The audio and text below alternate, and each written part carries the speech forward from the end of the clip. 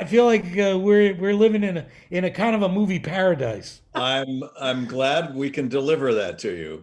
Cause the drinks bring back all the memories. Welcome to your new home. Bring back memories. We're rolling. What are you looking at, huh? Your papa? Looking at his dagger. The one and only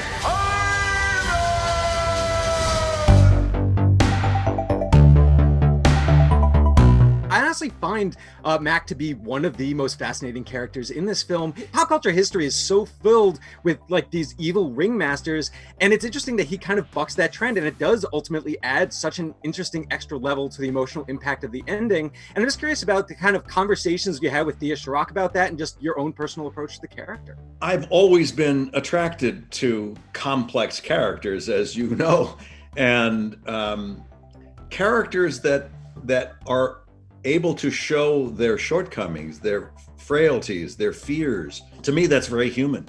And I think it's very relatable. And so I hope that people will look at this character and go, okay, I don't always agree with what he's doing, but I understand why he's doing what he's doing. And you root for that kind of person to find their better angel. The story itself, based on a true story about this man who adopts a lowland gorilla with diapers. That's how young this baby is. And then eventually it becomes this silverback gorilla. And what do you do? What would you do? Well, what he did in real life was rent a defunct shopping mall and start a kind of a stationary circus. And it's a crazy idea. It lasted for several years and to various degrees of success. But it was a way for him to keep his son, Ivan, with him. And I think there's merit to that. There's sweetness to that. Yeah. I have to notice, just being a fan, that this is a weird continuation of the kind of genre within itself, which is Danny DeVito in circus movies. Because you have Batman Returns, you have Big Fish, you have Dumbo last year, and now this film.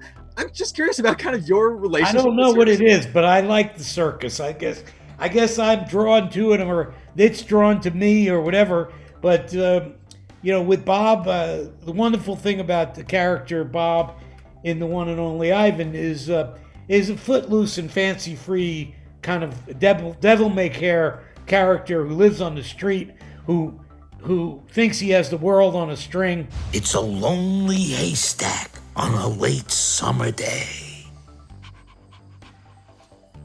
It's a beetle. The great thing is that he learns that one of the most important things is having friendship and family and people to rely on.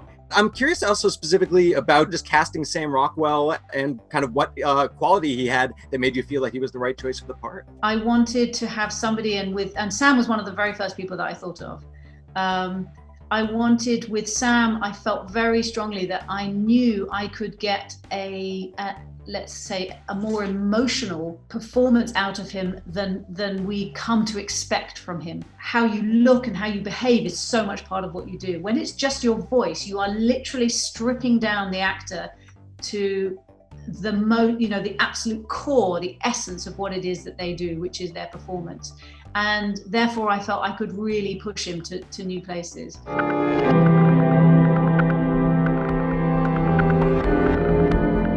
To be just blunt, it's emotional. Like, there are going to be families that are just getting choked up. They're like tears flowing. They're going to be just holding each other on the couch. I'm curious, just kind of the way that you're able to be emotionally engaged with the material, just given your proximity to it when you're watching it.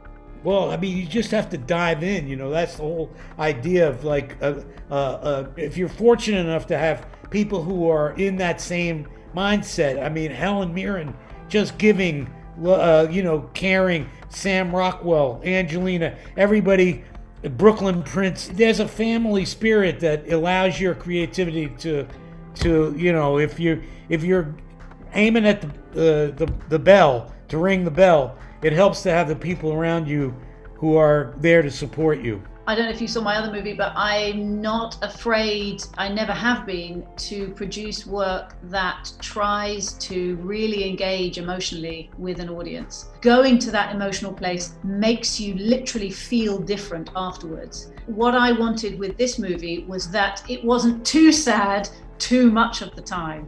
And so we really worked very hard to try and get the balance, to keep the uplifting, to keep the inspirational, to keep the hope, and to keep the jokes flowing just when you kind of need them. He terrifies humans.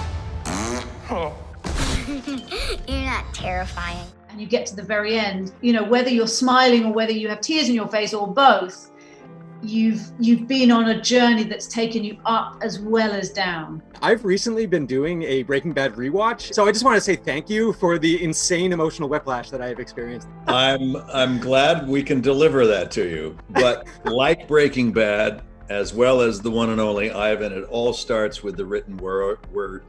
And Mike White wrote a great script for this story, and I'm equally proud of it. Just so you know, we never actually used facial capture. We didn't do that. Wow.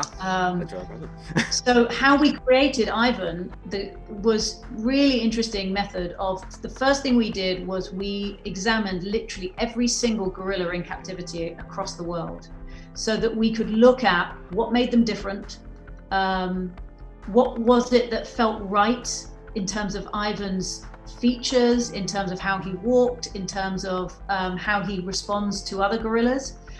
So we did that first. Then it was about getting the voice. And then I had a crucial part of the puzzle was to get an actor who was on set with me throughout the entire process, brilliant actor called Ben Bishop, who's done a lot of work like this. So he was on calipers throughout the whole thing, and he was what gave Bryan Cranston his Ivan whenever he had a scene with him, or Julia, or any of the other characters. So they were never on their own. They always had Ben there, who I felt completely confident understood the Ivan that I wanted Ivan to end up being and looking like. But it is layered, is all I'm going to say. We're family. We're in this together.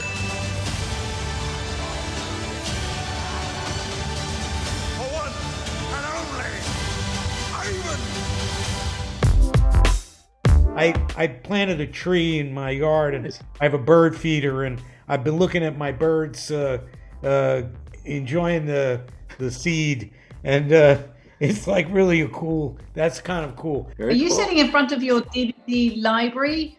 I am indeed. As I've been saying, I have not been bored during this whole ordeal. It's been a benefit.